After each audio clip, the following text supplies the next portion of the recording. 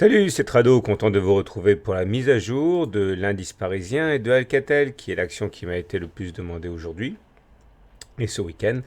On va commencer par le coin des fondamentaux et pour voir que finalement un jour chasse l'autre et aujourd'hui les investisseurs ont été plutôt satisfaits par deux choses. Tout d'abord, au niveau de la Chine, la Banque centrale a annoncé un soutien supplémentaire avec la baisse du taux de réserve obligatoire. Bon, concrètement, ça veut dire que les banques chinoises sont tenues de bloquer moins de sous auprès de la Banque centrale. Donc, ça fait d'autant plus de sous qu'ils peuvent prêter au secteur privé. Et ça, forcément, ça doit faciliter l'activité économique en Chine et l'investissement. Et en même temps, eh bien, la saison des résultats pour les entreprises européennes va commencer.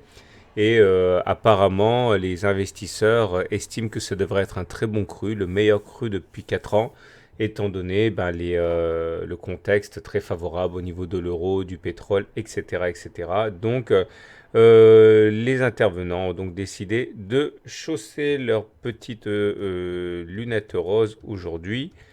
Et voilà ce que ça donne sur le CAC 40. Alors, exceptionnellement, je vais faire de... Attends, je vous montre quand même le graphe du jour, voilà, mais je reviendrai sur ça un petit peu plus tard.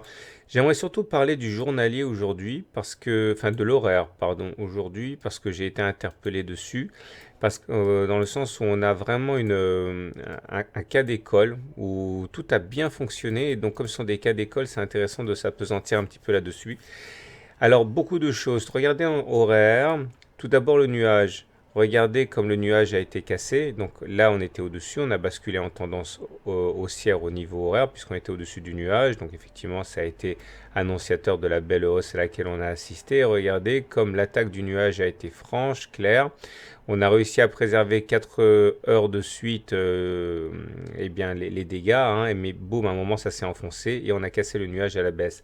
Regardez également comme c'était compatible avec la formation du biseau ici ascendant. Or on sait que les biseaux ascendants se cassent généralement par le bas, ça a été chose faite ici, et que l'objectif généralement c'est d'aller chercher chaque point d'accroche de l'oblique basse, donc celui-là qui a été touché assez rapidement, c'était là.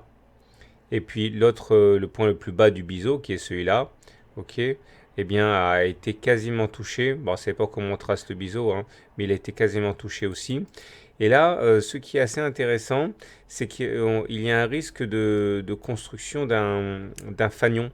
Alors un fanion, ça ressemble à ça. Vous allez avoir un mât, ok, et derrière, vous allez avoir une sorte de rectangle, comme ça. Alors ça, il faut savoir que c'est... je vais le tracer mieux, voilà, c'est comme ça. Donc vous voyez, ça ressemble à un drapeau, le mât et puis le rectangle, sauf que là, il est descendant. Et si effectivement ça devait casser par le bas, l'objectif, ce serait de prendre le mât et de le reporter sur la base du petit canal vert, ça nous donnerait pour objectif d'aller chercher les 5100. Je le dis parce que ça risque d'arriver peut-être demain, puisque là on va se retrouver confronté au nuage et à la Kijun horaire, et on sait que ça ne sera pas forcément facile à passer, donc il risque d'y avoir un tir de barrage à ce niveau. Donc surveillez de près le niveau des 5190 à peu près, 5200 demain. J'aimerais également parler des fourchettes d'Andros parce que ça peut nous servir pour le journalier tout à l'heure. Regardez comment ça fonctionne. Alors j'en parle assez rarement et c'est ma faute parce que c'est plutôt intéressant les fourchettes d'Andrews, sauf qu'en ce moment on navigue toujours dans la même fourchette d'Andrews. Voilà ce que c'est. Vous allez avoir besoin des trois extrêmes consécutifs, en l'occurrence ici voilà un plus bas, un plus haut, un plus bas. Et la fourchette d'Andrews va se tracer toute seule et ça vous donne la partie haute, la partie basse et la médiane. Et la médiane, il faut savoir que ça joue à une sorte de rôle d'objectif naturel. Les cours ont tendance à aller chercher la médiane. Et lorsque l'on casse la médiane, généralement, on va chercher l'autre côté de la fourchette, hein, c'est-à-dire la partie haute. Okay, regardez un exemple ici. Là, c'est sur accord. On prend un plus haut, un plus bas, un plus haut. La fourchette d'Andrews se trace tout seul. Et vous voyez comme la médiane attire les cours. Et qu'une fois que c'est cassé, on a une accélération haussière. Alors, et comme ça a bien fonctionné en horaire ici, on a d'abord évolué à l'intérieur de... Regardez, ça se trace tout seul. Hein, un plus bas, un plus haut, un plus bas. On a fonctionné, on a tourné à l'intérieur de cette fourchette d'Andrews, on est allé chercher la médiane comme un aimant, puis une fois qu'on l'a eu cassé, là, il y a une accélération baissière. Alors une fois que c'est cassé, on peut tracer une nouvelle fourchette d'Andrews, la voilà. Ok, donc on prend toujours 3 points extrêmes successifs. Là, c'est un plus haut, un plus bas, un plus haut. Regardez comme la médiane a attiré les cours et regardez comment on est en train de rebondir sur cette oblique là pour aller repartir de plus belle. On a passé la médiane, donc normalement on devrait aller chercher, une fois de plus, les 5200. C'est pour ça que les 5200 sont vraiment à surveiller demain. Alors maintenant, je reviens à mon journalier. Je vais vous expliquer pourquoi je parlais de ça. C'est parce qu'on m'a envoyé des graphes avec une fourchette d'Andrews ici, qu'il trace comme ça. Donc un plus haut, un plus bas, un plus haut. Et si vous avez compris, eh bien l'objectif étant d'aller chercher la médiane, ça veut dire que les cours iraient chercher les 5100, ok, pour bien faire, pour finir la rotation. Et ça, c'est un objectif qui est valable tant que l'on ne s'extrait pas par le haut de la fourchette d'Andrews. Donc clairement, tant qu'on ne passe pas au-dessus des 5260, on a cette épée de Damoclès. On verra. Pour l'instant, moi j'aimerais attirer votre attention sur d'autres choses. Tout d'abord la présence d'un harami haussier aujourd'hui. Regardez, je reprends les fibos comme je les ai tracés vendredi. Donc vous prenez une jambe de hausse, voilà le plus bas, voilà le plus haut. Je vais tirer un petit peu comme ça, voilà. J'ai déjà dit ce week-end qu'on avait rebondi sur les 50% de Fibonacci et qui correspondent aussi au bas du canal noir. Et là, il faut savoir que c'est une configuration haussière, un corps rouge suivi d'un petit corps vert à l'intérieur. Donc ça veut dire que normalement, demain, on a plus d'une chance sur deux de continuer à monter, de faire un plus haut à suivre. Mais en tout cas, on n'est pas sorti de l'auberge. Ça, faut vraiment faire gaffe pour différentes raisons. Tout d'abord parce que le SAR ici a été cassé. Vous souvenez-vous, j'ai expliqué que le SAR ici, les petits points verts, ils ont été cassés sur la séance de vendredi. Ils sont devenus rouges. Et ça veut dire que là, normalement, on est dans une situation de grande fragilité baissière. Et si on a des indicateurs techniques, eh bien, c'est confirmé. Le stochastique est sorti de sa zone de surachat. Le MACD a croisé son signal à la baisse. Ça, je n'avais pas besoin ce soir. Ça, je n'avais pas besoin non plus ce soir. Bon, les volumes, pas grand-chose à signaler. Donc, si on fait un bilan de tout ça, en journalier, on a les signes d'un rebond technique. Le signe de rebond technique, c'est le fait qu'on ait rebondi sur les 50% de Fibonacci sur le bas du canal et on a un harami haussier. Maintenant, il faut bien comprendre que les indicateurs techniques ont été très massivement dégradés, ce qui nous met dans une situation de grande vulnérabilité. Donc méfiez-vous, ne prenez pas de position haussière trop marquée, on est quand même un petit peu plombé. Et surtout si on regarde l'horaire, eh bien, lorsque l'on regarde l'horaire, on se rend compte que le juge de paix pour demain, ok, ça va être cette zone sans doute des 5200, puisque là, on va attaquer la Kijun, on va attaquer le nuage, on va attaquer le haut de la fourchette d'Andrews. Voilà, donc si on arrive à passer ça, ça sera déjà pas mal. Voilà, place maintenant à Alcatel-Lucent. Donc on va commencer l'analyse technique d'Alcatel-Lucent avec une fourchette d'Andrews, puisque c'est un peu la thématique du jour. Donc regardez, ne faites pas attention aux ellipses. Pour l'instant, regardez, il y a un plus bas, un plus haut et un plus bas. Ça se trace donc tout seul. Regardez, on clique ici, on clique là et on clique là. Et vous voyez une fois de plus qu'une fois tracé, eh bien on a tendance à rebondir sur la partie basse. Et regardez comment on est allé chercher la médiane qui a joué un véritable rôle d'aimant. Mais on n'a pas réussi à significativement passer au-dessus.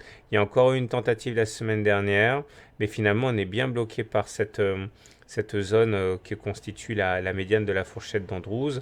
Alors, si on arrivait à passer significativement au-dessus de la médiane, vous comprendrez que l'objectif serait d'aller chercher le point haut.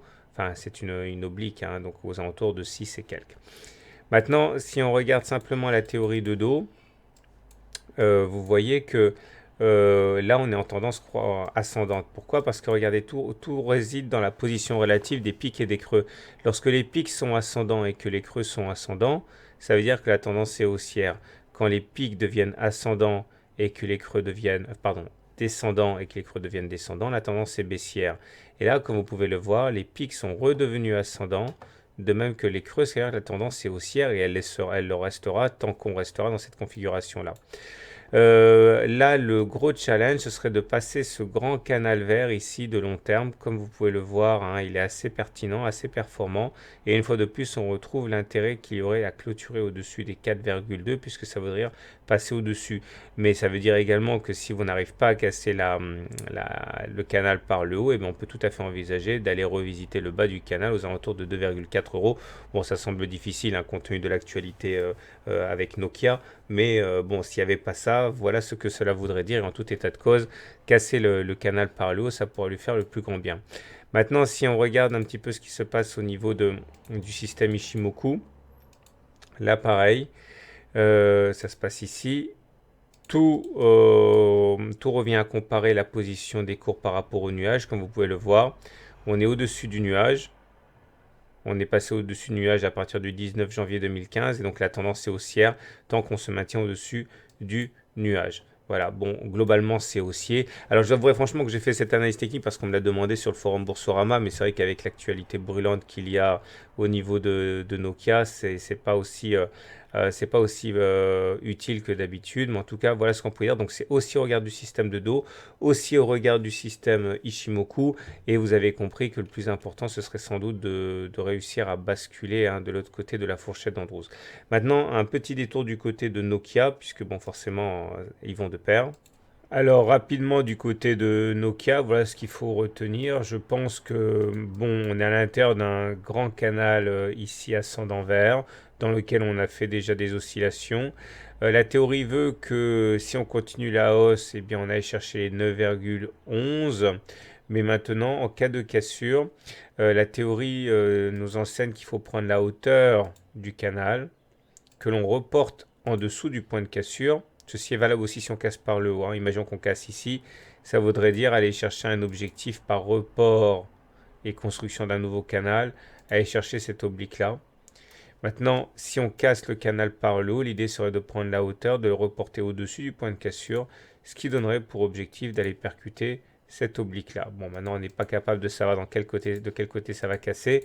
Ce qui est sûr, c'est qu'on est bien dans un canal pour l'instant dans lequel on fait des oscillations. Remarquez également la présence de cet oblique de long terme ici hein, qui pourrait soutenir les cours. Voilà. Donc, globalement, pour faire simple, Nokia, ça végète pour l'instant, pas grand-chose à en tirer. Voilà, je vous souhaite une bonne soirée, je vous souhaite de bons trades. Je vous invite à prendre avec circonspection l'analyse technique d'Alcatel, Lucent, Nokia que je viens de faire parce qu'évidemment le plus important pour l'instant ça va être les fondamentaux. Mais bon, on me l'a demandé donc je le fais. À très bientôt pour une mise à jour et si vous découvrez mon travail, je vous offre mon livre d'initiation à l'analyse technique. Hein.